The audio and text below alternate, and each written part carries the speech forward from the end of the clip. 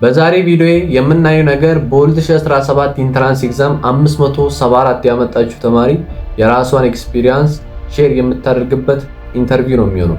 በዚህ ኢንተርቪው ውስጥ በጣም ብዙ ፖይንቶቹን አንስተናል። አንደኛ ላይ እንዴት ስታነብ እንደነበረ አንስተናል። ይሄ ማለት ካልኩሌሽን እና ቲዮሪ ሰብጀክቶች አሉ። ማትስና ፊዚክስ እንዴት ስታነብ እንደነበረ፣ ባዮሎጂ እና ኬሚስትሪ እንዴት ስታነብ እንደነበረ፣ እሱ ብቻ ሳይሆን ኤስኤቲ እና እንግሊዘኛንም እንዴት ስታነብ እንደነበረ አውርተናል። ሁለተኛ ላይ ኤግዛም ላይ ሆናችሁ ጥያቄ እንዴት መስራት እንዳለባችሁ፣ በቀላሉ ከባድ ጥያቄዎችን መልሱን እንዴት ማግኘት እንዳለባችሁ አንድ ባንድ አውርተናል። ሶስተኛ ላይ ደግሞ ኤግዛም ላይ ሆናችሁ ጊዜያችሁን እንዴት በአግባቡ መጠቀም እንዳለባችሁ አንድ ባንድ እያነሳን አውርተናል። አራተኛ ላይ ደግሞ ስለ ኦንላይን ፈተና ምን እንደሚመስል፣ ምን አይነት ችግሮች እንደሚያጋጥሙ አንድ ባንድ አውርተናል። አምስተኛ ላይ ደግሞ ለምን በጣም ብዙ ተማሪዎች ኢንትራንስ ኤግዛም እንደማያልፉና 500 ቤት እንደማይመጡ አንድ ባንድ አውርተናል። ስድስተኛ ላይ ደግሞ ቢዚ ያላችሁና ቢዚ የሌላችሁ ተማሪዎች በአሁኑ ሰዓት ምን ማድረግ እንዳለባችሁ፣ የቀራችሁን ጊዜ እንዴት መጠቀም እንዳለባችሁ አንድ ባንድ ያወራንበት ኢንተርቪው ነው። እሱ ብቻ ሳይሆን የሌሎችንም ፖይንቶች እያነሳን አውርተናል ማለት ነው። ስለዚህ ሁላችሁም ተማሪ ሆናችሁ ይህንን ቪዲዮ እስከ መጨረሻ ማየት እንዳትረሱ። የሚገርም ኢንተርቪው ነው። ስለዚህ ይህንን ቪዲዮ ላይክ አድርጉ። ለምታውቁት ተማሪ ሼር ማድረግ እንዳትረሱ። ይህንን ቪዲዮ በቪፒኤን ብታዩ በጣም ደስ ይለኛል። በቪፒኤን ይዩልኝ። በዛ ላይ ደግሞ በጣም ብዙዎቻችሁ ሰብስክራይብ አላደረጋችሁም። ይህንን ቪዲዮ የምታዩት ተማሪዎች ሰብስክራይብ ያላደረጋችሁ ይህንን ቪዲዮ ስታዩት ሰብስክራይብ አድርጉና ጀምሮ። አሁን ብዙ ሳናወራ ቀጥታ ወደ ቪዲዮ እንግባ። ሰላም ለማታውቁኝ አቤል እባላለሁ። በዛሬ ቪዲዮአችን ውስጥ የምናየው በ2017 ኢንትራንስ ኤግዛም 574 ያመጣችው የራሷን ኤክስፒሪየንስ ለእናንተ ሼር ልታደርግ መታለች። ስለዚህ ሁላችሁም ይህንን ቪዲዮ ላይክ፣ ይህንን ቻናል ሰብስክራይብ በማድረግ እስከ መጨረሻ ከኛ ጋር መቆየት እንዳትረሱ። የተለያየ ፖይንቶችን እናነሳለን። እንዴት ማጣት እንዳለባችሁ፣ እንዴት መዘጋጀት እንዳለባችሁ፣ ኤስኤቲን፣ እንግሊዝኛን፣ ሁሉም ነገር የምናነሳ ይሆናል ማለት ነው። ስለዚህ ሁላችሁም ከኛ ጋር መቆየት እንዳትረሱ። እሺ፣ የመጀመሪያው ጥያቄ ያመጣሽው ውጤት 574 ነው። በጣም ትልቅ ውጤት ነው እና የዚህ ውጤት ትልቁ ምስጢር ምን ይመስልሻል? እሱ ብቻ ሳይሆን ደግሞ አንቺ ኤክስፔክት ያደረግሽው ስንት ነው? የመጣው ውጤት እንዴት ነው? እንዴት አየሽው? ኦኬ፣ ያው ለዚህ ማንኛውም ውጤት ጥሩ ውጤት ለመሆን ማጥናቱ ነው ዋናው ምክንያት ብዬ ማስበው። ማጥናቴ ነው ይሄን ውጤት ለመጣ ያደረገኝ። ምን ሳጠና ያው ስትራቴጂካሊ ሆኜ እንዴት ባጠና እንዴት ኢንትራንስ ጥሩ ውጤት ማመጣው የሚለውን በማሰብ ሞድ ጥያቄዎችን ፕራክቲስ በማድረግ እንደዛ ነበር ያጠናሁት። እና እኔ ኤክስፔክት አድርጌ ነበር ላይክ ለጥናት በምዘጋጅበት ሰዓት ከነበረ 580 ነው ኮሌ የነበረው። ግን ፈተናውን ወሬ ከተፈተነ በኋላ በጣም አውርጄ ነበር። 540 ምናምን እንኳን ከሆነ ጥሩ ነው ብዬ ነበር። ግን ያ 580 ነበር ዋናው ቦዲ ሳጠና ማለት ነው። ስለዚህ በውጤቱ በጣም ደስተኛ ነሽ ማለት ነው? ኦኬ፣ እሺ፣ ቴንክ ዩ። ሁለተኛው ጥያቄ እንዴት ስታነቢ ነበረ? ካልኩሌሽን እና ቲዮሪ ሳብጀክቶች አሉና ማትስ፣ ፊዚክስ ካልኩሌሽን ናቸው፣ ባዮሎጂ፣ ኬሚስትሪ ቲዮሪ ናቸው እና እንዴት ስታነቢ ነበረ? እስኪ እሱ ላይ እናውራ አንድ ባንድ ማለት ነው ለየብቻ። እሺ፣ ለአራቱ ትምህርቶች ለማትስ፣ ፊዚክስ፣ ኬሚስትሪ እና ባዮሎጂ ያደረኩት ከ9ኛ ክፍል ጀምሬ እያንዳንዱን ሚቷን እያልኩ ነበር ሳነብ የነበረው። ግን ለማትስና ለፊዚክስ በሚሆንበት ሰዓት እያንዳንዱን ኤግዛምፕልም ሳይቀር እሰራ ነበርና ጥያቄዎችን በምሰራ ሰዓት ለምሳሌ አንድ ጥያቄ ለመስራት የሚያስፈልገውን ፎርሙላ ካወቅኩ በኋላ ያን ፎርሙላ አወቅኩት ብዬ በቃ መክተት ነው የቀረው ብዬ አላልኩም ነበር ሳልሰራው ማለት ነው። ሙሉ ለሙሉ ቁጥሮችን ከትቼ ሰራ ነበር። መጨረሻ ሊመጣልኝ መልስ ኤግዛክትሊ ተመሳሳይ ካልሆነ ከትክክለኛው መልስ ጋር እንደገና የቱ ጋር የተሳሳትኩት ይሄ ቁጥር ዲፈረንስ የመጣው ለምንድን ነው እያልኩ ሰራው ነበር። ምክንያቱም በኋላ ላይ ፈተና ላይ ኮንሴፕቱ ስለጠፋን ወይ ፎርሙላውን ስላላወቅን ብቻ ሳይሆን እነዚህ ጥቃቅን ስህተቶችን ስለሆነ የሚያሳስቱን እንደነሱ አይነት ስህተት የሚሳሳት የሚል ማለት ነው። ለማትስና ለፊዚክስ እንደዛ አደረግ ነበር። ለባዮሎጂ እና ለኬሚስትሪ ደግሞ ኮንሴፕቶቹ መጀመሪያ በደንብ ለመረዳት እሞክራለሁ። ዝም ብሎ መሸመደድ አይደለም፣ ግን ኮንሴፕቱን ተረድቼ ለመሸመደድ የሚቀለኝ ኮንሴፕቱን ስረዳ ነው። ካልሆነ ዝም ብዬ መሸመደድ ከሆነ ይጠፋኛል፣ በቶሎ ነው የሚጠፋብኝ። ኮንሴፕቱን መጀመሪያ እረዳዋለሁ፣ ምን ለማለት ነው የተፈለገው የሚለው ከዛም እሸመደዳቸዋለሁ ማለት ነው። ግን ሸመድድም ዋና ፖይንቶችን ነው እንጂ ሙሉ አይነት ብዙ መሸመደድ ሳይሆን ዋና የሚባሉ ኮንሴፕቶችን ኦር ዲፊኒሽኖችን፣ ኪ ተርሞችን እንደነዚህ አይነቶችን ነበር ማድረግ የነበሩ እና ከ9ኛ ክፍል ጀምሮ ነበር አጠና የነበረው ማለት ነው። ኦኬ፣ ከ9ኛ ክፍል እስከ 12ኛ ክፍል ሊንክ ነው ወይስ ለየብቻ ነው? 11 እያለሁኝ አክቹዋሊ ሪሌትድ የሆኑ ቶፒኮችን 11 ስማር አጠና ነበር። ሶ ልክ 12 ወደ 12 ሰልፍ ክረምት ላይ ያረኩት የሪሌትድ ሳይሆኑ የሳላጣና የቀረዋቸው 11 ላይ ተነሱ ነበር የጀመርኩት። ግን ልክ መስከረም ላይ 12 ሲጀምር ሙሉ ለሙሉ ሊንክ እያረኩኝ ሳይሆን 12 ለየብቻ እያረኩ ነበር አቃኒ ነበረው ማለት ነው። በጣም አሪፍ።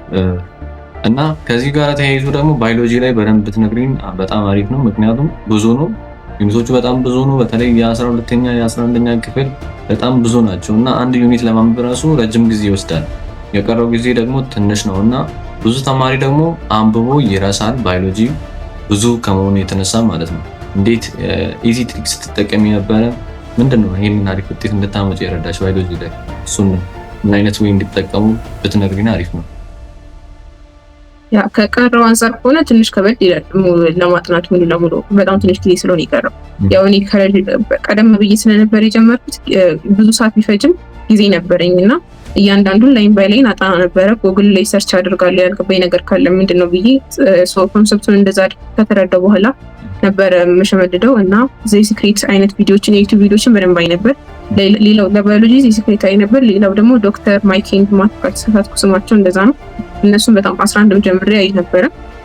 ሶ በዩቲዩብ አይቼ 2 ታይምስ ነው እያረኩ ማለት ነው። እንደዛ እያረኩ ካየሁኝ በኋላ በዛን በለመጻፍ መጥቼ ተመልሼ የረዳው አንደርስታንድ እያረኩት ይሄድ ነበር ማለት ነው። ግን በቀረው ጊዜ ውስጥ ቁጭ ብሎ መጽሐፍ ሙሉ ለሙሉ ማንበብ ጥሩ ነው ብዬ አላስብም። በጣም ትንሽ ጊዜ ስለሆነ የቀረው ሞር ጥያቄ ቢሰሩ የተሻለ ነው ብዬ ነው የማስበው። አሁን የቀረው ጊዜ በጣም ትንሽ ስለሆነ ማለት ነው። በጣም አሪፍ። በዚህ አጋጣሚ ዘ ሲክሬት ሰፖርት አድርጎሻል ማለት ነው። ያ የነሱ ቪዲዮዎች በጣም ጠቅመኛል። ኦኬ በጣም ቴንኪው። እና ሌላ ደግሞ ይሄ ካልኩሌሽን ፓርት ማትስ አንዳንድ ተማሪ የሚያስብበት ወይ የሆነ ማትስ ማይሰራና ከባድ በቃ ካልኩሌሽን ከባድ አድርጎ ነው የሚያስበውና እንዴት ነው 100 ልታመጪ የቻልሽው? ምንድነው የምትመክሪ ማትስ ላይ? ያ ማትስ እኔ በጣም ወደው ትምህርት ነው። እዚህ አሁን ዩኒቨርሲቲም ገብቼ መቼም ዝቅም አይልብኝ አይነት ትምህርት ማትስ ነው።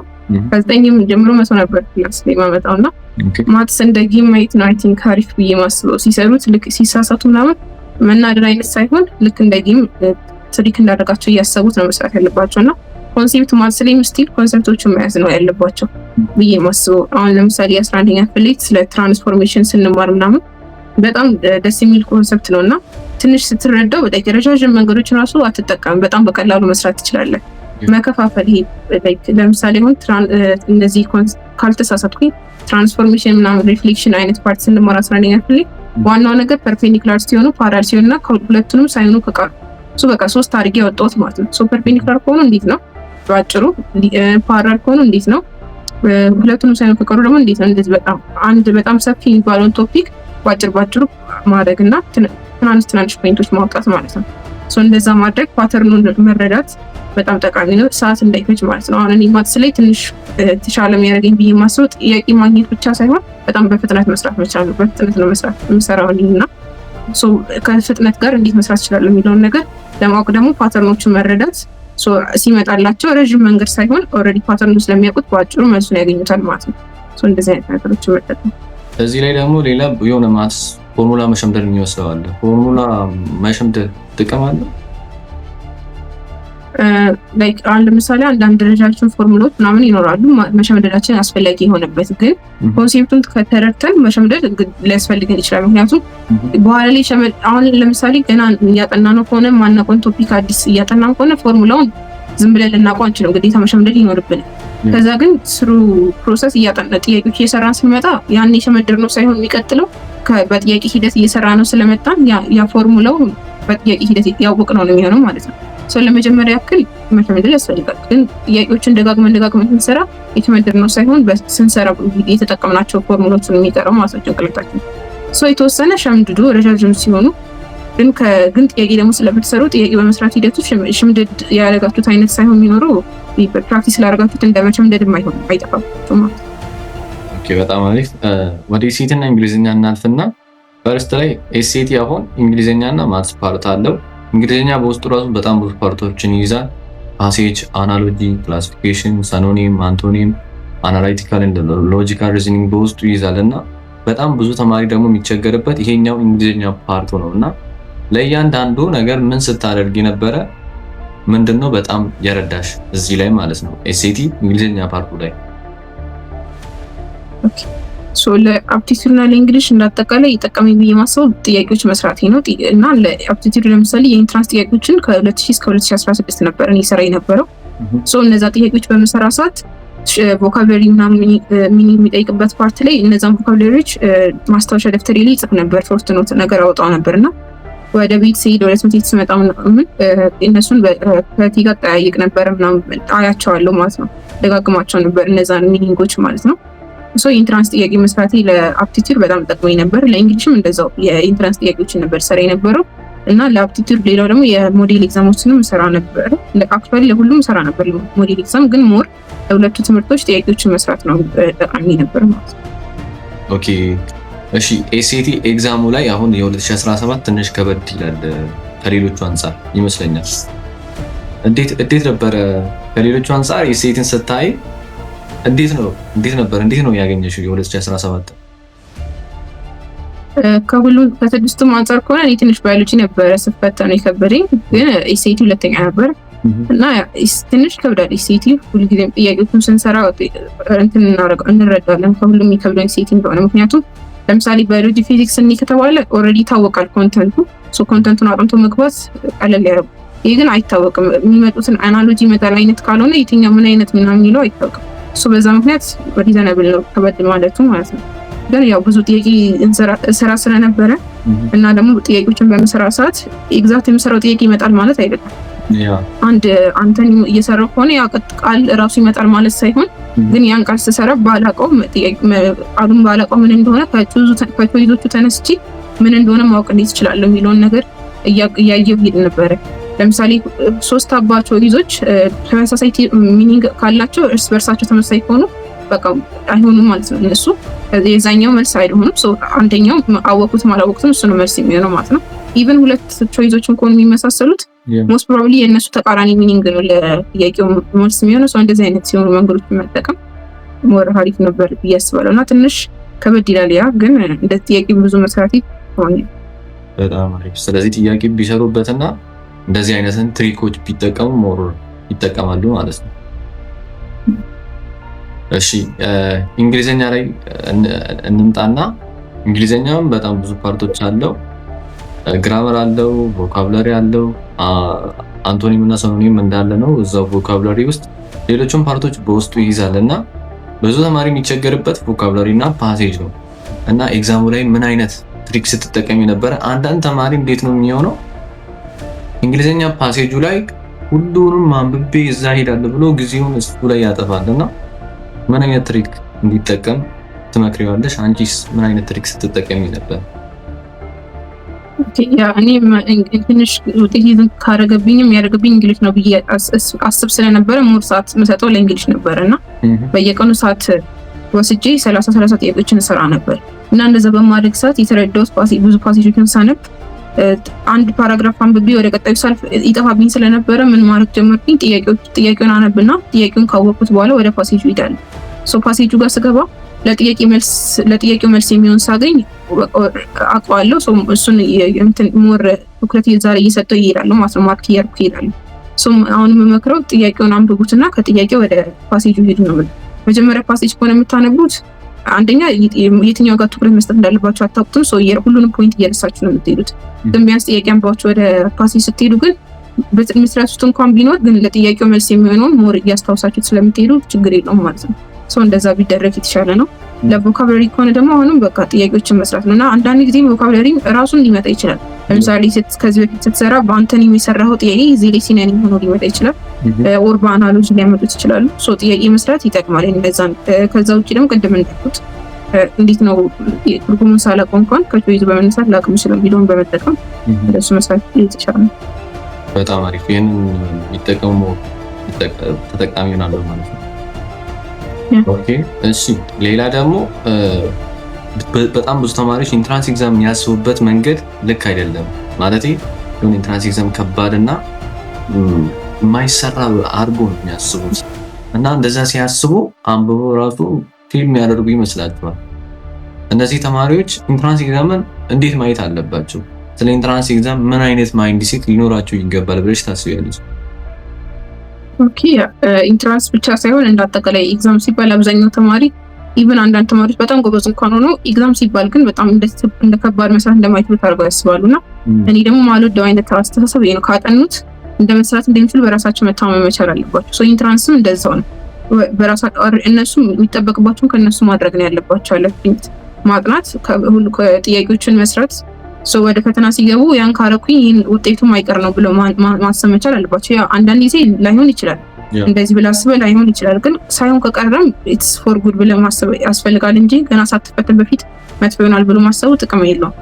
ሶ የሚጠበቅባቸውን ተማሪዎች ማድረግ ነው ያለባቸው እና አንዳንድ ጊዜ እንደውም እንደ ኤክስኪውዝም ይሆናል ይሄ ነገር። ልክ በአጠናመኩ መጥፎ ነው ብሎ የሚያስብ ተማሪ ላለማጥናት እንደ ኤክስኪውዝ ይጠቀማል። ሶ ካጠናው ጥሩ ውጤት አመጣለሁ ማስበውን አመጣለሁ ብሎ አስቦ ኃላፊነቱን መወጣት ነው ያለበት ማለት ነው ማንኛውም ተማሪ። ሶ ማጥናት፣ ጥያቄ መስራት፣ ከዛን ውጤት ይመጣል ብሎ ማመን። በጣም አሪፍ። ከዚህ ጋር ተያይዞ ደግሞ ብዙ ተማሪዎች አንደኛ እየወጡ መጥተው ሞዴሎችን እየሰሩ መጥተው የክላስ ፈተናዎችን እየዘጉ መጥተው ኢንትራንስ ኤግዛም ላይ ሲመጡ በቃ 550 ያመጣል ብለው ኤክስፔክት የሚያደርጉት ተማሪ 300፣ 400 አንዳንዱ ደግሞ ፌል ሊያደርጉላ ይችላል እና ምን አይነት ስህተት ስለሰሩ ነው? እነሱም ይሄንን ስህተት እንዳይደግሙ ምን ትመክሪያለሽ እስኪ? ኦኬ ያ እንደዚህ እኔም ብዙ ጊዜ በማውቃቸው ልጆች አጋጥሞኛል። እንደዚህ አይነት ነገር ብዙ ጊዜ የሚያጋጥመው አጥንተው ጥሩ ውጤት ማምጣት የማይችለው ፈተና ሰዓት ላይ በሚኖራቸው ስቴት ኦፍ ማይንድ ነው። በጣም ፓኒክ ማድረግ፣ ነርቨስ መሆን በዚህ አማካኝነት ነውና እኔም እንደዛ እንዳያጋጥመኝ ይፈራ ስለነበር እንደዛ እንዳይሆን አረግ የነበረው በቃ ልክ ፈተናው ጋር ሲሄድ ሙሉ ለሙሉ በቂ የሆነ እረፍት አድርጌ መሄድ ነው ያለብኝ። ፈተናው ጋር ሲሄድ ያጠናሁትን ሰርቼ መውጣት ነው ያለብኝ እንጂ ቢከብድስ ምናምን እያልኩኝ ራሴን አላጨናንቀው ነበርና በዛ ምክንያት 2 ቀን ሲቀረው ሰኞ ልፈተን ከቅዳሜ ጀምሮ አላጠናሁኝም ነበረ። ተፈትኜም ስመጣ ለምሳሌ ሰኞ ተፈትኜ ስመጣ ምሳ ሰዓት ላይ ኦንላይን ነበር የተፈተንኩት። ጠዋት ተፈትኜ ከሰዓት ስፈተን ቤት ሄድ ነበር። እዛ ሰዓት ላይ እንኳን ተኝቼ ነበር ወደ ከሰዓት የሚሄደው ማለት ነው። ከዛ ማታም ስመጣ ራስ በልቼ ተኛለሁ፣ ጠዋት ተነስቼ እሄዳለሁ። በቃ ምንም የማደርገው ነገር አልነበረኝም። በደንብ እያረፍኩ ነበር ስፈተኝ ነበርና በቂ ረፍት ይሰዱ ብዬ ነው የማስበው። ለምሳሌ ማክሰኞ ሊፈተኑ ሰኞ ማታ ገብቶ ማጥናት በጣም ራስን መጉዳት ነው የሚሆነው። የማውቀውንም አልስራ እንደማለት ነው ብዬ የምቆጥረው እንጂ በዛች አንድ ሌሊት ውስጥ የ4 ዓመት የሚሆን ትምህርት የሚያካትትን ፈተና በቂ ልናጠናው አንችልም አንድ ሌሊት ውስጥ። ያጠናሁት በቂ ነው ብሎ አስቦ በቂ ረፍት አድርጎ መሄድ እና ከደረሱም በኋላ ስለ ፈተና ምናምን ከተማሪዎች ወይም ከጓደኞቻቸው ጋር ስለ ትምህርቱ ማለት ነው። ምክንያቱም ድንገት የማያውቁት ኮንሴፕት ቢነሳ አላወቅኩትም እንዴት ስለሆነ ምናምን እያሉ ፓኒክ ማድረግ ስለሆነ የሚሆነው ያ ስለማይጠቅማቸው እንደዛ ባያነሱ ተፈትነው ሲወጡ እየተጠያየቁ ባሄዱ ኤክስ ድንገት የሆኑትን መልስ ቢያገኙ ከተሳሳትኩኝ በቃ መጥፎ ነው የማመጣው ማለት ነው እያሉ ያስቡ ነው። ያን ከመሆን ቀጣዩን ፈተና በጥሩ ማይንዳውን ለመፈተን ቀጥታ ገብተው ተፈትነው ከዛን መውጣት ምንም ነገር ሳይነጋገሩ ማለት ነው። ያ የተሻለ ነው ብዬ አስባለሁ። በጣም አሪፍ ቴንክ ዩ። ሌላ ደግሞ አንቺ እንዴት ነበረ ሪቫይዝ ስታደርግ የነበረውና ጥያቄስ በምን አይነት ዌይ ነው ስትሰሪ የነበረው? በዩኒት ነው ስትሰሪ የነበረው? ኢንቨስ ሙሉ ወስደሽ መቼ ነበረ ስትሰሪ የነበረው? እንዴት እሱን እናውራ እስኪ። እኔ ሪቫይዝ አደረግ የነበረው ቀድሜ ፕሮግራም አውጥቼ ነበረ ገና አመቱ ሲጀመር መስከረም ላይ ማለት ነው። እና በወር ነበር የከፋፈልኩት።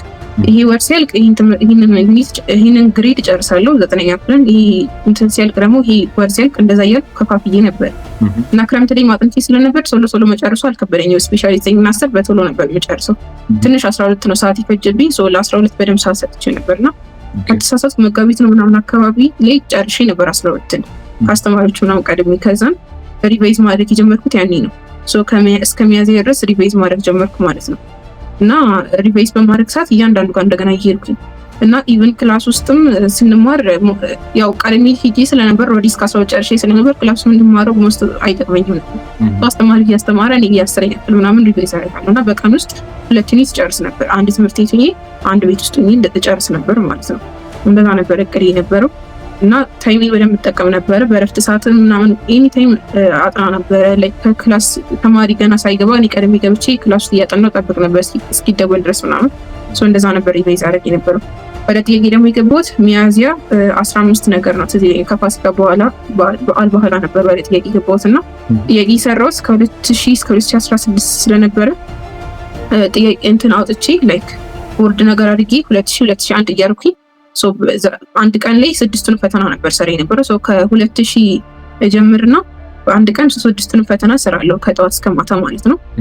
የአንድን ዓመተ ምህረት በአንድ ቀን ጨርሳለሁ። ቲክ አደርጋለሁ። ከዛ ደግሞ ቀጣይ ቀን 2001 እሰራለሁ፣ ቲክ አደርጋለሁ። እንደዛ እያደረኩ ግን ልክ በምሰራ ሰዓት ታይመር አስቀምጬ በተሰጠው ሰዓት ልክ ነው በሚሰራው። ግን ስሰራ ከኛ ካሪክለም ውጪ ከሆነ እኛ በኒው ስለነበር 11 እና 12 ነው የተፈተነው ሙሉ ለሙሉ ከኛ ውጪ እንደሆነ የማቆን ጥያቄ አልሰራውም ዘለው ነበር። ግን አንዳንድ ጊዜ ከኛ ጋር እንኳን ሪሌትድ ሳይሆን ግን የተወሰነ ሪሌት የሚያደርገው አለ። ግን የኛ ካሪክለም ስር ካልሆነ ያለው እሰራው ነበር የተወሰነ በኋላ ድንገት የሚገናኝ ነገር እንኳን ቢመጣ በሚል ማለት ነው። የኛ ያልሆነውን ካሪክለም እየተውኩኝ የኛ የሆኑትን እየሰራሁ ሄድ ነበረ። ከዛ ከሰራው በኋላ ቼክ ሳደርግ ኤክስ የሆንኩትን ፖይንት እንደ ሾርት ነው ታወጣቸው ነበረ። እንደዛ እያደረኩ ነበር ሄድ የነበረው ማለት ነው። ከዛ እስከ 2016 ድረስ የ11 እና 12 እንደዛ ሰራ። የ9 እና 10 ደግሞ መስራት ስለነበረብኝ የ9 እና 10 ማትሪክን ከ2002 ድረስ ከ2002 ጀምሮ ሰርቼ ነበር እስከ 2010 ድረስ እስኪያቆምበት ድረስ ማለት ነው። የ10ኛ ማትሪክን እንደዛ አድርጌ ነው። በጣም ቴንኪው እና አመሰግናለሁ። ከዚህ ጋር ሌላ ደግሞ ተያይዞ አሁን ሪቫይስ አድርጎ ጥያቄም ሰርቶ ሁሉንም ረስቶ በቃ ባዶነት የሚሰማው ተማሪ አለ። እንደማይችል በቃ ማለፍ እንደማይችል ምናምን የሚሰማው ተማሪ አለና ኮንፊደንሱን እንዴት ቢውልድ ሊያደርግ ይችላል? ፍርሃቱ እንዳይሰማው ማለት ነው። በራሱ ኮንፊደንስ እንዲኖረው ማለፍ እንደሚችል አሪፍ ውጤት መስራት እንደሚችል እንዴት ሊሰማው ይችላል? እና እንዴት ኮንፊደንሱን ቢውልድ ቢያደርግ አሪፍ ነው? ኦኬ እንደውም ይሄ እኔም ከሰው የተቀበልኩት አድቫይስ ነው። ከኔ አንድ ክላስ ከነበረ ተማሪ ልክ ኢንትራንስ 2 ሳምንት እና 1 ሳምንት ሲቀረው በደንብ የተዘጋጀ ተማሪ በዩቲዩብ ላይ ከዚህ በፊት ጥሩ ውጤት ያመጡ ተማሪዎች እነዚህ ሲል ይጠይቁ ነበር አይደል? የእነሱን ቪዲዮ ቢያይ አሪፍ ነው ይለኝ ነበር። እና እንደዛ አይነት ነገር ማየት ጥሩ ነው፣ ለእኔ ጠቅሞኛል፣ ሞቲቬት ያደርጋቸዋል። እናም ደግሞ እነዛም ተማሪዎች ከእንደዚህ አይነት ራሳቸውን ደብት ከማድረግ ምናምን ስለሆነ ያን ውጤት ያመጡት እነሱም ያሉበት ሲቹዌሽን ተመሳሳይ እንደሆነ እንዲረዱት እንደዚህ ጥሩ ውጤት ያመጡ ተማሪዎችን ቪዲዮዎች ቢያዩ ብዬ አስባለሁ። ልክ እንዲደርስ ሲል ምናምን ራሳቸውን አጥንተውም ስቲል ግን ጥሩ ኮንፊደንስ እየተሰማቸው ካለ። ሁለተኛው ነገር ደግሞ በቃ በራሳቸው ይታመኑ፣ ፈጣሪያቸውን ራሳቸው እንደሚሰሩት ማመን አለባቸው እና ጥያቄዎችን መስራት። ለምሳሌ አሁን እኔ ሊደርስ ሲል 1 ሳምንት ሲቀረው የኢትዮማትሪክ እና የኢንትራንስ ትሪክስ ሞዴል ተፈትኜ ነበረ እና እነሱን ስፈተን ትንሽ እኔ ሊደርስ ሲል ጨርሼ ስለነበረ በደንብ አልነበረም እንደ ተማሪዎች ሳጣኔ ነበረ እና ትንሽ ሞራሊም እየጠፋ ነበር የማጥናት ኦልሬዲ አውቄዋለሁ ብዬ ስላስብ ስለነበር ማለት ነው። ግን ሞዴሉን ስፈተነው ጥሩ ውጤት እያመጣሁ ስመጣ ስትረስ እየሆንኩኝ ነበረ በደንብ እያጠናሁ ባለመሆኔ፣ ግን እሱን እንዲያጠፋልኝ አድርጓል ማለት ነው። ትንሽ ሞቲቬት እያደረገኝም መጥቷል፣ ኮንፊደንስም ጨምሯል። ይህን ጥሩ ውጤት ካመጣኝ ትራንስ ማመጣለሁ ብዬ እንዳስብ አድርጎኛል። በደንብ የተዘጋጁ ልጆች እንደዚህ ከዚህ በፊት ጥሩ ውጤት ያመጡ ተማሪዎችን ቪዲዮ ቢያዩ ከዛ ደግሞ ሞዴል ኤግዛሞችን ቢፈተኑ እዛ ላይ ጥሩ ሲያመጡ ኢንትራንሱን መስራት እንደሚችሉ እንዲያውቁ ያደርጋቸዋል ብዬ አስባለሁ። በጣም ቴንኪው፣ አመሰግናለሁ። ሌላ ደግሞ አንዳንድ ተማሪ እንደዚህ ያስባል። የሆነ 500 ቤት ምናምን ያመጣ ተማሪ ያለውን ነገር እሱን ካደረገ 500 ቤት የሚያመጣ ይመስለዋል እና የራሱን ፕላን ትቶ በሱ ፕላን ሊመራ ይፈልጋል። አሁን ለምሳሌ የሆነ 500 ቤት ያመጣ ተማሪ ኢንተርቪው ያያል። ኦኬ እሱ እንደዚህ አርግ ይለኛል፣ ማታ ነው የማነበው ጠዋት ነው የማነበው ብሎ ይናገራል። እሱም እንደዛ ማድረግ አለብኝ ብሎ የሚያስብ ተማሪ አለና ለዚህ ተማሪ ምን ትመክሪያለሽ? እኔ በጣም በራሴ መንገድ በጣም መሄድ ሰው ነኝና እኔ ብዙ ጊዜ እኔም አይ ነበረ ከ11 ጀምሮ የኢንትራንስ ጥሩ ውጤት የሚያመጡ ተማሪዎችን ሴክሬት ሲጠይቁ አይ ነበርና አንድ ጊዜ እንደውም ከማታ 3 ሰዓት እስከ ጠዋት ድረስ አጠናለሁ የምትል ተማሪ አይቼ እስከ 11 ሰዓት ድረስ ለ8 ሰዓት በቃ እኔ ለረጅም ሰዓት ለማጥናት ስል እንደዛ አጠናለሁ ብዬ ጀምሬ ነበረ። ግን አይሆንም ጭራሽ እና ይሄ ላይክ ዋናው ዓላማው ማጥናት ነው እንጂ ተመሳሳይ መንገድ መከተሉ አይደለም። ኢንትራንስ ላይ ውጤቱ መስራቱ እንጂ እንዴት ነበር አጠና የሚለውን አይደለም አይቶ ውጤት የሚሰጥ ከጎበዝ ተማሪዎችን እንዴት እንዳጠኑ ማየታችን የሚጠቅመው ኤግዛክትሊ እነሱን እንተግብር ማለት ሳይሆን ግን እነሱ በእንደዚህ አይነት መንገድ ተከትለው ጥሩ ውጤት አምጥተዋል፣ እኛም ደግሞ የራሳችን መንገድ ተከትለን ማምጣት እንችላለን የሚለውን እንዲረዱት ነው። አሁን እኔ ያደረገ የነበረው ማታ ላይ ማጣት ይደክመኝ ስለነበር ማታ አላጠናም። ከክላስ እንደመጣሁኝ ራት በልቼ ይተኛለሁ። ከዛም 12 ሰዓት ላይ ተኝቼ ወራ 11 ሰዓት አካባቢ ተኝቼ 4 ሰዓት እነሳለሁ እስከ ጠዋት ድረስ ማለት ነው። እንደዛ ነበር አጥና የነበረው። ለሌሎችም ተማሪዎች መክራቸው እንደራሳቸው መሆን አለበት። እንደ ሌላ ተማሪ ስላደረገው ይሆናል ማለት አይደለም። ማታ የሚመቸው ተማሪ ማታ ያጥና፣ ለሊት ተነስቶ ደግሞ የሚመቸው ለሊት ተነስቶ ያጥና ማለት ነው እንጂ ለሲም ሜተር መጠቀም ለሲም ሪዘልት አያስመጣም። ስለዚህ ሁላችሁ ይሄንን ቪዲዮ የምታዩ ተማሪዎች ራሳችሁን ፕላን አውጡና በራሳችሁ ፕላን ተምሩ ማለት ነው። እና አንዳንድ ተማሪ ምንድነው የሚያደርጉ ከባድ ጥያቄዎችን ይሰራና ቀላል ያሉትን ጥያቄዎች ሚስ ያደርጋል። እና ይህ ተማሪ ይህን ነገር እንዴት ማስተካከል አለበት ብለሽ ታስቢያለሽ? ኦኬ ያው ብዙ ጊዜ እንደዚህ የሚያጋጥመው የጥያቄዎችን በሚሰሩ ሰዓት ከሌቭላቸው በላይ የሆኑ ጥያቄዎችን ስለሚሰሩ ነው። እና አሁን እኔም በጣም ብዙ ጥያቄዎች አገኝ ነበረ እና ለምሳሌ ለአፕቲቱድ የውጭ ሀገር ፈተና አይነት ጥያቄዎች ከሌቭላችን በላይ ሆኑ ማለት ነው እንደዚህ ጥያቄዎችን አገኝ ነበር እና እነሱን ጥያቄዎች መስራት ጀምራቸውና ልክ በጣም ከበድ ብለው ሳገኛቸው ኢንትራንስ እንኳን የሚመጣበት ሌቭል ይሄ አይደለም ብዬ ትቻቸዋለሁና እኔ የምመክረው ለኢንትራንስ ጥሩ ውጤት ለማምጣት ከሆነ ጎላቸው እንደዚህ አይነት ጥያቄዎችን ከሌቭላቸው በላይ የሆኑ ጥያቄዎችን ባይሰሩ ብዬ ነው የማስበው። የኢንትራንስ ጥያቄና ሞዴል ኤግዛሞችን መስራት የተሻለ ነው። ሶ ብዙ ጊዜ እንደዚህ አይነት የሚያጋጥሙ ከባድም ጥያቄ ይሰሩና በዛ አይነት መንገድ እነዛን ፈተናዎች ሰርተው ልክ ቀላሉ ጋር ሲመጡ ብዙ ጊዜ እንደውም ጎበዝ ተማሪም ግራ የሚገባው ቀላል ፈተና ሲመጣ ሁለት ቾይዚዝ እና ይሄን እያለ ግራ ይገባል፣ ኮንፊውዝ ይሆናል እና እንደዛ ነው ስለሆነ የሚያጋጥማቸው የኢንትራንስ ጥያቄዎችና የሞዴል ኤግዛሞችን ብቻ መስራት በቂ ነው። ከሌቭላችን በላይ የሆኑ የውጭ ሀገር ወርና ሰምቲንግ እንደዚህ አይነት ፈተናዎችን ባይሰሩ የተሻለ ነው ብዬ ነው የማስበው። በጣም አሪፍ ቴንክ ዩ። ሌላ ደግሞ አንድ ጥያቄ፣ አሁን በዚህ ሰዓት ሁለት አይነት ተማሪ አለ። ከድሮ ጀምሮ ሲያነብ የነበረና ቤዝ የሌለው ተማሪ አለ። በዚህ ሰዓት ሞር ኤነርጂ ማውጣት ያለበት የቱ ላይ ይመስልሻል? በጣም የሚችሉ ሳብጀክት ላይ ነው ወይስ የማይችሉ ሳብጀክት ላይ ነው? ምን እንዴት ቢያደርግ አሪፍ ይሆናል ብለሽ ታስቢያለሽ? ለሁለቱም ተማሪ ማለት ነው። ኦኬ ሶ ይሄ እንደ ባክግራውንዳቸው ይወስነዋል። ሶ እስካሁን ድረስ ያጠኑ ከመጡ በደንብ ከነበር እያጠኑ የመጡት ተማሪዎቹ እንደዚህ ጥሩ ውጤት ለማምጣት ከሆነ ጎላቸው ትንሽ ከበድ የሚላቸው ትምህርት ላይ ትኩረት ቢሰጡ አሪፍ ነው ብዬ አስባለሁ። ምክንያቱም እሱ ስለሆነ ዝቅ የሚያደርግባቸው ውጤታቸው። ስለዛ ጥሩ እየተዘጋጀ የመጣ ተማሪ ሞር ጥሩ ውጤት ለማምጣት ስለሆነ መሆን ያለበትም እቅዱ እንደዚህ አይነት ሲሆን ከባድ የሆነ ትምህርት ላይ ሞር ትኩረት ይስጡ። ነገር ግን እስካሁን ድረስ እየተዘጋጁ ካልመጡ ተማሪዎች ከዚህ በኋላ ሆነ ሙሉ ለሙሉ ይዘጋጃሉ ብለው የሚያስቡት ከሆነ ጥሩ ውጤት ማምጣት እንደ እቅድ መሆን አለበት ብዬ አላስብም። ማለት እንደዚህ አይነት ውጤት ነው መሆን ያለበት። ሶ እንደዛ ከሆነ ደግሞ ጥሩ በደንብ የሚሰሩትን ትምህርት ሞር በደንብ ይስሩ፣ ፐርፌክት ለመሆን ማለት ነው። ትናንሽ ኤክስ እንዳይገባባቸው ዛሬ የሚቀላቸውን ትምህርት ላይ ሞር ትኩረት ቢሰጡ የተሻለ ነው ብዬ አስባለሁ፣ ያንን ውጤት ለማምጣት ማለት ነው። ሶ ኢትሪፔንስ ኦን እስካሁን ድረስ እንዴት የተዘጋጀክ ነበር የሚለው ላይ መሰረት ያደርጋል እና ሪያሊስቲክ ጎል ማስቀመጥ አለባቸው ብዬም ስለማምን ነው። ምክንያቱም አሁን ያለው ጊዜ በጣም ትንሽ ስለሆነ እስካሁን ድረስ ያልተዘጋጀ ተማሪ በአሁን ባለበት ጊዜ ውስጥ ከ500 በላይ አይቻልም ማለት አይደለም። ሜቢ ሊቻል ይችላል፣ በኋላ ሊመጣ ይችላል። ግን እኔ በማምንበት ሪያሊስቲክ ጎል ሁሌ መቀመጥ አለብን ብዬ ስለማስብ ያለኝ ጊዜ ውስጥ በምን ያህል ብዘጋጅ፣ አንዳንዴ ራሳችን ላይ ከመጠን በላይ የሆነ ፕሬሸር ማስቀመጥ ስለሆነ የሚሆነው ባለው ጊዜ ውስጥ ሪያሊስቲካሊ እንዴት ላጠና እችላለሁ። አንዳንድ ጊዜ ተማሪ ፕላን ሲያደርግ ዲስትራክት በትናንሽ ነገር ዲስትራክት እንደሚሆን ይረሱትና ከፍተኛ ፕላን ያስቀምጦ ልክ ጥናት ላይ ኤግዛክት ስራው ላይ ሲገቡ ግን እነዛ ዲስትራክት የሚያደርጓቸው ነገሮች አክቹዋሊ አፕን ያደርጋሉ።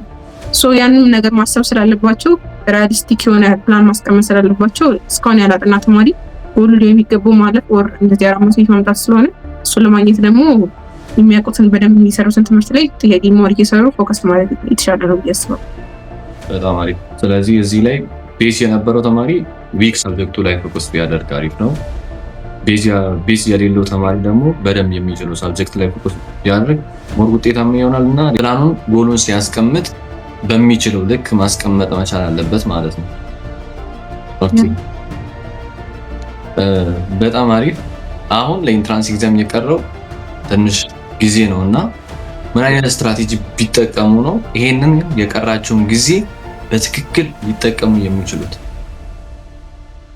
ኦኬ ሶ አሁን ባላቸው ጊዜ ሞር ጥያቄ ቢሰሩ የተሻለ ነው ብዬ ነው የማስበው። ሶ ጥያቄ በሚሰሩ ሰዓት ታይም በተሰጠው ታይም ልክ አርግተው ታይሙ አንድ ማተር ስለሚያደርግ ማለት ነው። በተሰጠው ታይም ልክ ጥያቄ መስራት ይጀምሩ፣ የኢንትራንስ ጥያቄዎችን ማለት ነው። ሶ እንደዛ እያደረጉ ይሄዱና ልክ መጨረሻ ላይ ከሰሩት በኋላ ስንት እንዳመጡ ካረሙት በኋላ ኤክስ የሆኑትን ለምንድን ነው ኤክስ የሆንኩት የሚለውን እንደ ፎርቱኖት አርገው ያውጡለት። ሜቢ ያን ፎርቱኖት መቼ ያነቡታል የሚለውም ሌላ ጥያቄ ቢሆንም ግን ቢያንስ ፎርቱኖት መጽሐፉ ራሱ አይ ቲንክ ለማስታወስ ይጠቅማል። ብዙ ጊዜ ስጽፍ ደግሜ ባላነበውም መጽሐፉ ይጠቅመኛል ብዬ አስባለሁ እና ትንሽ ፎርቱኖት እያወጡለት ይሄዱ። ትናንሽ ታይም ሲኖራቸው ሪቫይዝ ያደርጉታል። ሶ አሁን ማድረግ ያለባቸው የኢንትራንስ ጥያቄዎችን መስራት ይጀምሩ። ሶ ከ2017 ጀምረው እያንዳንዱ ጥያቄ እየሰሩ በታይሙ ልክ ማለት ነው እየሰሩ ይሄዱ። ከዛ ሲያርሙት ኤክስ የሆኑትን ፖይንቶች ያውጡላቸው። እንደዛ እያደረጉ ቢሄድ ይችላል። በጣም አሪፍ። በዚህ አጋጣሚ ስለ በኦንላይን ነዋ የተፈተንሽው? ስለ ኦንላይን ፈተና ብናነሳም አሪፍ ይመስለኛል። ብዙ ተማሪ የሆነ ኦንላይን ፈተና ሲያስብ ኔትወርክ ቢቋረጥ፣ መብራት እንደዚህ ቢሆን፣ የሆነ ማይሆን ነገር ሀፕን ቢያደርግ እንዴት ነው መሆኑ ብሎ ነው የሚያስቡ እና ስለ ኦንላይን ፈተና ያለውን ሪያሊቲ እስኪ አንዳንድ ነገሮች ተናገሪ። ኦኬ ያ የኦንላይን ፈተና እኔም እንደዛ ብዬ አስብ ነበር ከመፈተናችን በፊት። ግን በምንፈተን ሰዓት እንደዛ አላጋጠመኝም። እኔ ምንም ችግር አላጋጠመኝም በእኔ በኩል። ሰኞ ለስፈተን የጀመርኩበት ላይ ነው ኮምፒውተር ላይ ነው ራሱ ተፈትኜ የጨረስኩት ሙሉ ለሙሉ። ግን አንዳንድ ተማሪዎች ለምሳሌ ጠዋት ተፈትነው ከሰዓት ሲመጡ እምቢ እያለባቸው ሌላ ኮምፒውተር የሚቀይሩ ልጆች ነበሩ ምናምን። ኢቨን አይ ቲንክ እንግሊሽ ነው ምናምን የመጀመሪያ ቀን ያልተፈተኑ የተወሰኑ ልጆች ነበሩ መሰለኝ እና እነሱ ግን ደግሞ ተፈትነዋል። እንደዚህ አይነት ነገር ሊያጋጥም ይችላል። ግን እንደዚህ ሲያጋጥም ኮንሲደር ተደርጎ እንደገና እንድትፈተን ይደረጋል። ትንሽ ነርቨስ እንድትሆን ፓኒክ እንድታረግ ሊያደርግ ቢችልም እንደምንም ብሎ መረጋጋት ግን አስፈላጊ ነው ብዬ አስባለሁ። ግን አንፎርቹኔትሊ እኔ አላጋጠመኝም እንደዚህ አይነት ነገር። እንትን ተሰጥቶ ነበር፣ ትሬኒንግ መጀመሪያ ላይ ተሰጥቶ ነበረ። ከባድ ሲሆን ፍላጋር እንዲታልፋለ ምናምን የሚለው እና ሰዓት ከሙን ካለቀባቸው ራሱ ሰሚት ያደርጋል። ሰዓት ባያልቅባቸው ጥሩ ነው፣ ራሳቸው ሰሚት ቢያደርጉት። ከ15 ሰከንድ በታች ሲቀረው ቀይ ይበራል ኮምፒውተሩ እና የዛን ሰዓት ድረስ እንኳን 1 ደቂቃ 2 ደቂቃ በቂ ነው። ልክ 2 ደቂቃ ወደ 1 ደቂቃ ሲቀረው በራሳቸው ሰሚት ቢያደርጉት፣ ግን ባያደርጉትም ራሱ ሰሚት ያደርገዋል እና ያ ብዙም የሚከብድ ነገር የለውም። ግን ሌላው እኔ ትንሽ አጋጥሞኝ የነበረው አንድ ነገር ልክ ፈተናው ሊጀምር ሲል 9 ሰዓት ኮለ ለምሳሌ የከሰዓቱ ሲጀምር 9 ሰዓት ልክ ሲሆን እየዞሩ የሚናገሩ ሰዎች አሉ። ኮድ አለ፣ እያንዳንዱ ትምህርት የራሱ የሆነ ኮድ አለ። ባለ 4 ነው ባለ 5 ዲጂት ነበር። እሱን ኮድ መጥተው ይሰጧል። አንተ እሱን ኮድ ስታስገባ ነው ወደ ፈተና መሄድ የምትችለው። ከ30 ደቂቃ በፊት መፈተኛ ክፍል ውስጥ ተቀመጥና ኮምፒውተር ጋር ትሆናለህ። ልክ ሰዓቱ ሲደርስ እነዛ የሚዞሩ ሰዎች መጥተው 4 or 5 ዲጂት ቁጥሩን ሲነግሩ እሱን ስታስገባ ወደ ፈተና ትሄዳለህ ማለት ነው። እና እኔ ማትስ ፈተና ላይ እሱ ቁጥር ሲነገር አላዳመጥኩኝ ነበር፣ እንዴት እንደነበር እንጃ። እና ሁሉም ተማሪ ጀምሮ አልጀመርኩኝም ነበር እና ደንግጬ ከዛ በኋላ ነው የነገሩኝ ቁጥሩን። ከዛ የጀመርኩት እና ተከታትለው አዳምጠው ከዛ እሱን ቁጥር አስገብተው መጀመር ነው። በጣም አሪፍ። ከዚህ ጋራ ኤግዛም ላይ ታይም ማናጅመንታቸውን እንዴት ያደርጉ ጊዜያችሁን በትክክል ለመጠቀም? ምክንያቱም ኤግዛም የጊዜ ጉዳይ ነው፣ የጊዜ አጠቃቀም ጉዳይ ነው እንጂ የማወቅና አለማወቅ ብቻ አይደለም። ስለዚህ ጊዜያቸውን በትክክል እንዴት ይጠቀሙ? ጥያቄውን እንዴት በቀላሉ ሰርተው እያለፉ እንዴት ይጠቀሙ ብለሽ ታስቢያለሽ? ኤግዛም ላይ ማለት ነው ታይም ማኔጅመንታቸው እንዴት መሆን አለበት? ያ ታይም ማኔጅመንት ማለት የሚችሉት ፈተና ላይ አንድ ጥያቄ ላይ ረጅም ሰዓት አለመቆየት ነው። አንድ ጥያቄ ለምሳሌ ሲጀምሩት አሁን እኔ ማትስ አንደኛ ጥያቄ ሳየው አልመጣልኝ ብሎ ነበር። የሚመጣልኝ መልስ ከቾይዝ ውስጥ አልነበረም። እዛ ጥያቄ ላይ ከመቆየት አልፌ 2-3 እያልኩ ሄጄ ከዛ በኋላ ነው የተመለስኩት ከዛ ያገኘሁት ማለት ነው። ልክ አንድ ጥያቄ ሲከብዳቸው ወደ ቀጣዩ ይለፉ፣ አንድ ጥያቄ ላይ ቆዩ። ገና ከሰሩት በላይ ያልሰሩት ስለሚበልጥ ወደ ኋላ ወደ ቀጣዩ ሄዱ ይስሩ ነው ብለው ከዛ ወደዛ ይመለሳሉ ደግሞ ተመልሰው ማለት ነው። ታይም ማኔጅ የሚያደርጉት አንድ ጥያቄ ላይ ረጅም ሰዓት ባለመቆየት ነው እና ጥያቄ ፕራክቲስ ማድረግ የሚጠቅማቸው ለዚህ ነው። በፍጥነት እየሰሩ መሄድ እንዲችሉ ስለሚያስችላቸው ማለት ነው። ስለዛ አንድ ጥያቄ ላይ ረጅም ሰዓት አለመቆየት እና ደግሞ ታይማቸው ማየት። ታይምን በኦንላይን ስንፈተን ማየት ትችላለህ፣ ግን ሀይድ ማድረግ ትችላለህ። እና ሀይድ ባያደርጉት ተማሪዎች ደነግጣሉ ምናምን ይሉና ሀይድ ያደርጉታል። ግን እኔ እዛው ጋር እያዩት ነበር ሄደው እና እያዩት በሄዱ የተሻለ ነው። ምክንያቱም እንዲህ ድንገት በኋላ ሲከፍቱት የቀራቸው ካጠበቁት በታች እንዳይሆን እዛው ታይሙን እያዩት ከዛ አንጻር ፍጥነታቸውን ማኔጅ እያደረጉ በሄዱ የተሻለ ነው። ጥያቄ መስራት ካሁን የሚጠቅመው እሱን ለመቆጣጠር ነው። በጣም አሪፍ። ስለዚህ ታይም ማኔጅመንት ላይ ከአሁኑ ቢለማመዱ አሪፍ ነው ማለት ነው። ኦኬ እሺ፣ የመጨረሻ የምትናገሪ ነገር ካለ የምትመክሪያቸው ነገር ካለ እድሉን ለአንቺ እሰጣለሁ። ኦኬ ኢንትራንስ ሲባል በጣም ያስፈራል። አክቹአሊ እኔም የዛሬ ዓመት ያስፈራኝ ነበረ ውጤቱ በለፈውስ ባይሆንስ ምናምን የሚለው። ግን አሁን ላይ እናንተ የሚጠበቅባችሁን አድርጉና በፈጣሪ ተማመኑ። የምታስቡትን ውጤት ማምጣት እንደምትችሉ ማለት ነው። እና ውጤት ከተፈተናችሁ በኋላ ያንን ተማምናችሁ ውጤታችሁ ሲመጣ ይሄ ላይክ ሌላ ሰው ለምሳሌ አንዳንድ ጊዜ ጥሩ ውጤት አምጥተህም ከአንተ በላይ የመጡ ልጆች ሲኖሩ ያመጣው ውጤት መጥፎ እንደሆነ ማሰብ እና መጥፎ ደግሞ አምጥተህ ሌላው ከአንተ የባሰ ከሆነ ጥሩ እንደሆነ አርቶ ማሰብ አይነት ነገር አለ። ራስን ኮምፒት ማድረግ ሰው እንደዚህ አይነት ነገር አታርጉ። አሁን ለምሳሌ አንዳንድ ጎበዝ ተማሪዎች ላይ የማየው ነገር ጥሩ ውጤት በጣም ይጠበቁና በአካባቢያቸው ለምሳሌ ከኢትዮጵያም አንደኛ ተብሎ የሚጠበቁ ሊሆኑ ይችላሉ። ውጤቱ ሲመጣ የእነሱ ከኢትዮጵያ አንደኛ ስላልሆነ ብቻ መጥፎ እንደሆነ አርተው ፊልም የሚያደርጉ ልጆች አሉ። ሶ ዛትስ ናት ዘ ፖይንት። የኢትዮጵያ አንደኛ መሆን ምናምን አይደለም፣ የራስን ጎል ሂት ማድረግ ነው አላማው። ሶ እሱን አስበው ልክ ውጤቱ በሚመጣ ሰዓትም እንደዚህ አይነት ስሜት ውስጥ እንዳይገቡ አሁን ላይ የሚጠበቅባቸውን ማድረግ፣ ከዛ በኋላ ግን በራሳቸው እና በፈጣሪ መታመን እንደሚሰራውትን ማምጣት ይችላሉ ብሎ ማሰብ እና መሆን እንኳን ባይችል በቃ በጥሩ ምክንያት ነው ብሎ ማሰብ እና ትምህርት ደግሞ የፈለግንበት ቦታ የምንደርሰው በህይወት በትምህርት ብቻም አይደለም። ሶ ላይክ አልሆን ክሎ እንኳን አንድ ተማሪ ባያልፍ ኢንትራንስ ሌላ መንገድ ደግሞ አለ። እኔ እዛ ቦታ መድረስ የምፈልግበት ቦታ ላይ እንደርስ የተፈለገው በትምህርት አይደለም ማለት ነው። ወይም በትምህርት አይደለም ማለት አይደለም። ኢንትራንስን ወደክ ማለት ከትምህርት ወጣህ ማለት አይደለም። እስቲ ግን ቢያንስ እንደዛ ነው ብሎ በጥሩ ነገር በጥሩ ጎኑ ማሰብ የተሻለ ነው ብዬ አስባለሁ እና ያልፋል። ደግሞ አሁን ለምሳሌ ዛሬ ዓመት ለኢንትራንስ ጨነኩ እንደሆነ ሳስበው ይገርመኛል። ምክንያቱም ልክ ዩኒቨርሲቲ ስገባ ደግሞ የሚያስጨንቀኝ እሱ ይሆናል። ትረሳዋለህ ራሱና እስክትረሱ ድረስ ነው የሚያልፈው እና እንደዛ ብላችሁ አስባችሁ አሁን ላይ የተሻለ የምትችሉትን ያክል ሞክሩ። በጣም አሪፍ። በዛሬ ቪዲዮአችን በጣም ጠቃሚ ነገር እንደተማራችሁ ተስፋ አድርጋለሁ። እሷ ደግሞ ዩቲዩብ ላይ እና ቲክታክ ላይ ኤዱኬሽናል ኮንተንት ትሰራለች። ምን ማድረግ እንዳለባችሁ፣ እንዴት ማጥናት እንዳለባችሁ ኤዱኬሽናል ቲፖችን ስለምትሰጥ ቲክታክ የምትጠቀሙ አካውንቷን ፎሎ ማድረግ እንዳትረሱ። ዩቲዩብ ላይ ደግሞ አሁን በቅርቡ በሚገርም ቪዲዮዎች ትመጣለች። ስለዚህ ሰብስክራይብ እያደረጋችሁ አበረታቷት። አካውንቷን ዲስክሪፕሽን ላይ ቼክ ማድረግ እንዳትረሱ። ይመቻችሁ። በሚገራርም ቪዲዮዎች እንመለሳለን። ሰብስክራይብ አድርጉ። ይመቻችሁ።